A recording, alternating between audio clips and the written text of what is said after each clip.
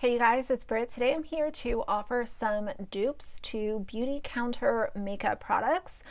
Beautycounter is an MLM, and as most of you know, we don't support MLMs on this channel, so I wanted to offer some alternatives to their products. So if you're interested, please keep watching. All right, you guys, so Beautycounter is a pretty well-known brand. In fact, when I first heard about them, I didn't know that they were an MLM because so many people talked about their stuff like it was no big deal. Like, Beautycounter, their stuff is great. The fact that they're an MLM means that we do not support MLMs on this channel. And I don't care if they have the most amazing products under the sun. We do not support MLMs, at least I don't. And I know most of you are on this, anti-MLM train with me. Their practices are shady. The business models are made for people, literally designed for people to lose money. They prey on, especially people that are having health conditions, stay-at-home moms, people who really need to be able to work for themselves. They will sell the dream, and it's literally causes havoc on people's finances, their friendships, their relationships, all of the above. It's a disaster, and that's just a few reasons why MLMs are bad. So I have all of their products pulled up right here in front of me. So the first thing that they have is their mattifying powder. It's a loose setting powder. I'm going to give you guys two options for a dupe. The first option is going to be the actual loose option, and that would be the Laura Mercier translucent setting powder. It is a cult classic. People love it for a good reason. I don't have it in my collection right now, but it is one that I have used in years past and really enjoyed it. The second one is going to be a pressed translucent powder, and that's the one that I use right now. It is the NARS Light Reflecting Pressed Setting Powder. I'll throw up images right over here for you guys, and I'm also going to list everything down below. But the pressed NARS powder is absolutely beautiful. Neither of these powders add any coverage, but what they do is just absorb oil. The NARS one I feel like is a little bit better for those that like a little bit of a glow, even if you are powdering, because the NARS one does have very, very small micro shimmers in it. If you look at it in sunlight, you'll be able to see those. But I really love both. I guess it just depends. Do you like a loose powder? Do you like a pressed powder? Over the last year or so, I have really gravitated towards a pressed powder instead of a loose one. But personal preference, just something to keep in mind. So both of those are absolutely amazing. Next, they have a satin powder blush. I have two blush options for you guys. The first one would be the powder blushes from NARS. The second one would be the powder blushes from Tarte. I love both. They're both very easy to access, and within both of those brands, the blushes have different finishes. So some will be more of a satin, some are shimmer, some are matte. So I do think no matter what your preference is, you'll be able to find a color and a finish that suits you well. And the price point is also very similar to Beautycounter. So yeah, both of those are amazing. Next is the Skin Twin Creamy Concealer. It's $31. And the shade range honestly is kind of embarrassing if you ask me, but if you need a recommendation for a good concealer, first of all, I would recommend the YSL Touche Éclat. I realize that that's not going to offer a ton of coverage for people, so if you need something with a little bit more coverage, go with the Maybelline Instant Age Rewind eraser. That one's at the drugstore. It's amazing. It has higher coverage, but I don't have any issues with it being too high a coverage. I've used it on acne spots. I've used it under my eyes. But if I was going to pick only one, it would be the YSL one, just because I love a really sheer, dewy concealer.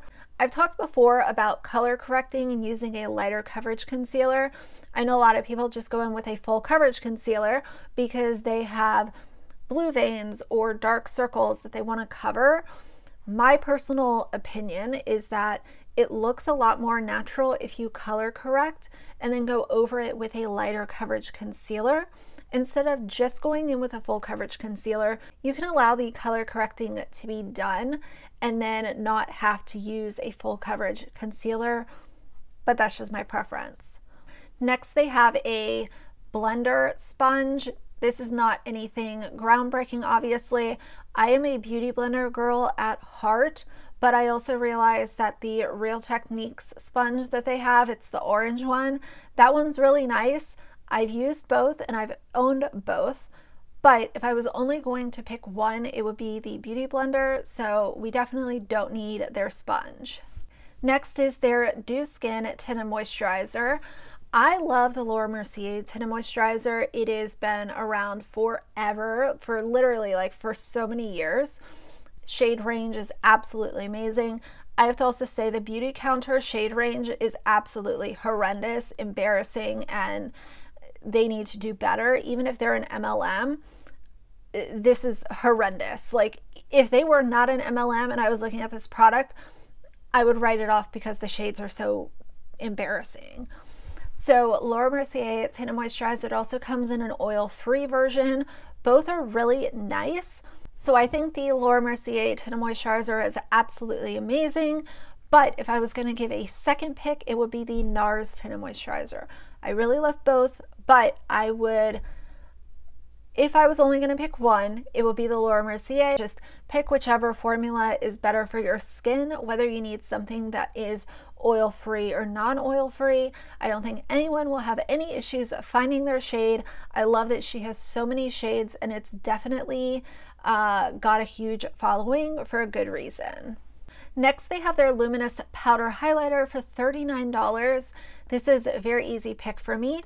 The Hourglass powders are absolutely amazing. If you want something with a little bit more of an intense payoff, look at the Hourglass strobe lighting powders. Those are a little bit more of an amped up version of the finishing powders, but I said the other day, my holy grail highlighter of all time is the Hourglass Luminous Light. It is impossible to use too much of. It's absolutely beautiful. It suits my skin tone no matter if it's winter or summer, and I absolutely love it. It doesn't emphasize fine lines or dryness or anything like that. So I think Hourglass, as far as powders go, definitely, in my mind, they have cornered the market, because I don't want something that is super metallic or blinding. That's just not me. I want something that's going to look skin-like and just, you know, give just enough glow so that I don't look like a crazy person when I go outside. Okay, next they have their Skin Twin Featherweight Foundation. As far as a normal foundation goes, I love the EX1 Invisiwear foundation. I've used it for years. I love their shade range because they actually focus on golden undertones, those olive undertones that so many other brands have issue catering to. The EX1 is absolutely amazing. It's affordable. It's been around for years. People love it, and I have zero complaints when it comes to their foundation. It's great. Next, they have a cream blusher. This is in a stick. The one I'm going to recommend actually comes in a compact, and it's the one from Milani. I'll throw it up right here. Cream blush is not my cup of tea, but I have tried a couple. It's just not something that I use very often, but I understand why people like cream blush. Next, they have their Illuminating Cream Highlighter. It comes in 3 shades. It's $32. And as far as cream highlighter goes, I have to go back and give it to Hourglass. Their strobe lighting sticks, I'll throw up a photo right here, are absolutely beautiful. I do not own one right now, but I did, and I ended up using most of it, but it expired, so I did declutter it. But their cream highlighter is absolutely beautiful. Just take a little bit, you know, take your beauty blender and you can kind of rub some off on the stick, apply it to the skin, unpowdered skin, and then you're good to go, and they're absolutely beautiful. And the last thing they have is the Radiant All Over Bronzer, and my recommendation is going to go again to Laura Mercier, the Matte Radiance Baked Powder. It comes in 4 bronzer shades, absolutely beautiful. It has a satin finish. The pan is huge, so it lasts forever, and I've been using that as my bronzer for 3 years now. It's been so long, I haven't strayed from it.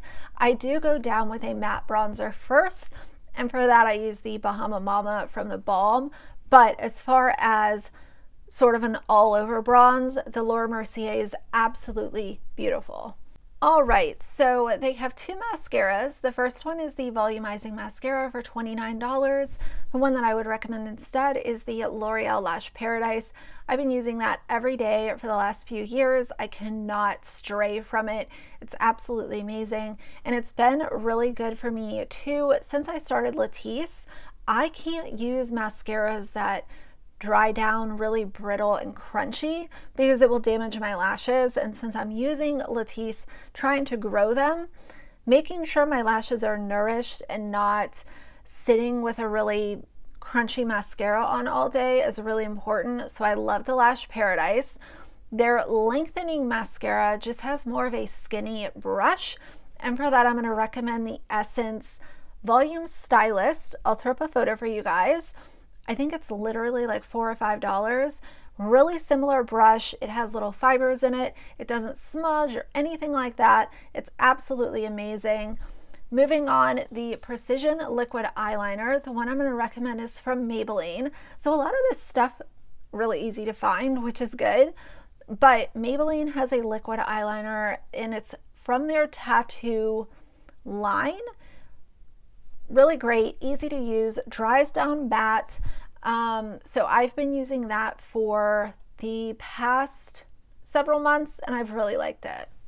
The Brilliant Brow Gel for $24, easy. I'm going to recommend the e.l.f. Wow Brow. I've been using that for years. It does come in various shades and it's absolutely beautiful. The reason that the e.l.f. Wow Brow works so well is because it has fibers that attach to your brow hairs.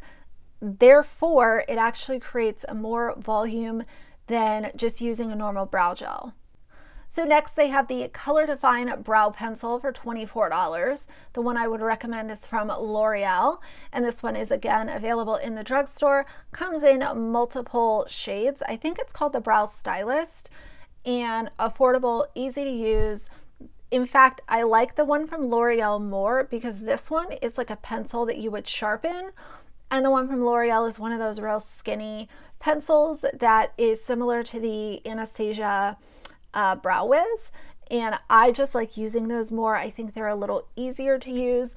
And even though I don't use a brow pencil every day, I do have that one from L'Oreal in my collection because there are days where I'll fill in, you know, a couple sparse areas, and I've had really good luck with that one.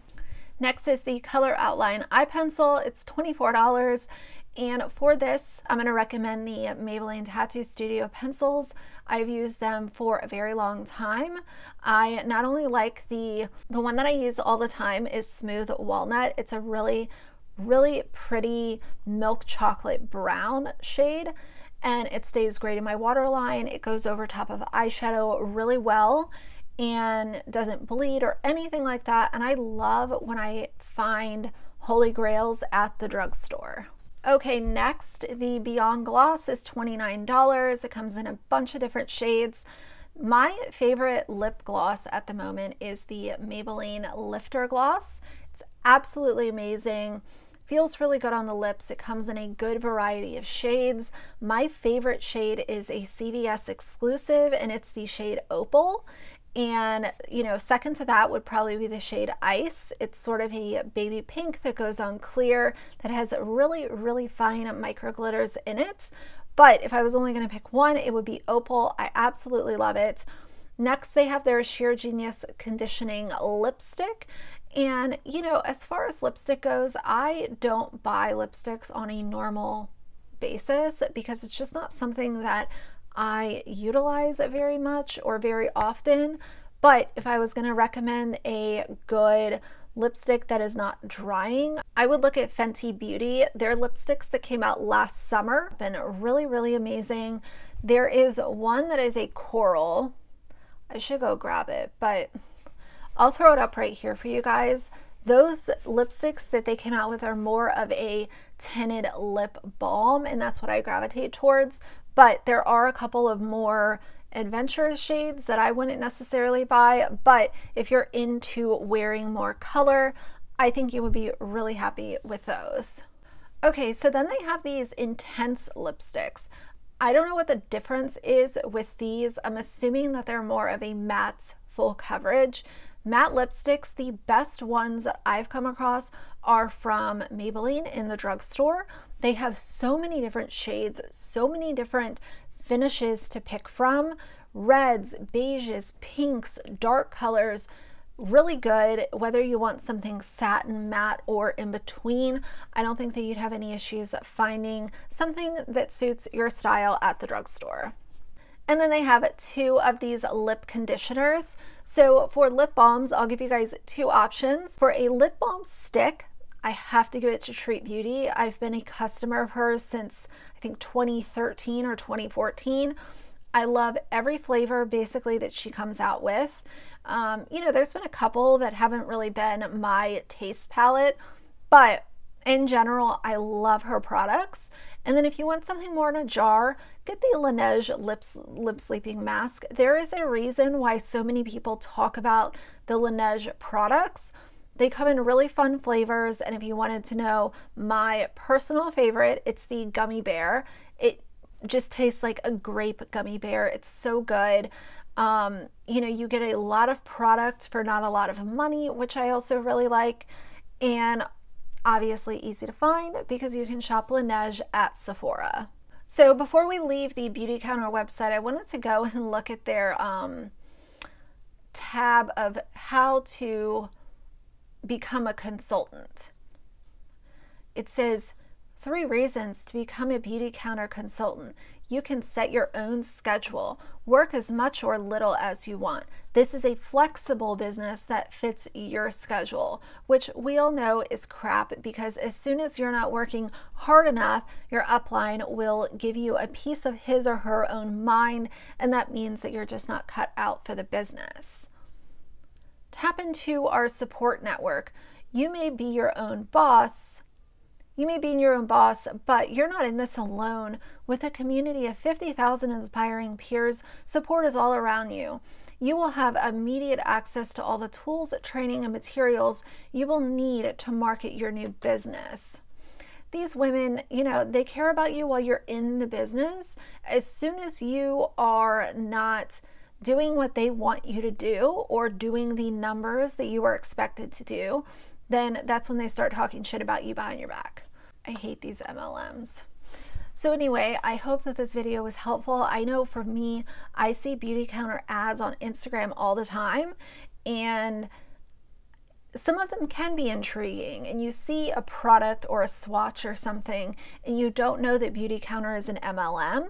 You could be intrigued to tap it and, you know, want to buy products from this brand. And in my opinion, do what you want to do with your money, but just be aware that you are supporting an MLM that has shady business practices and is known to be towards specifically stay-at-home moms and women. They are not about being a girl boss. They are about draining your money that you have and pushing you to the limit. So either way, that's my video for today. If you liked it, please leave a like and a comment.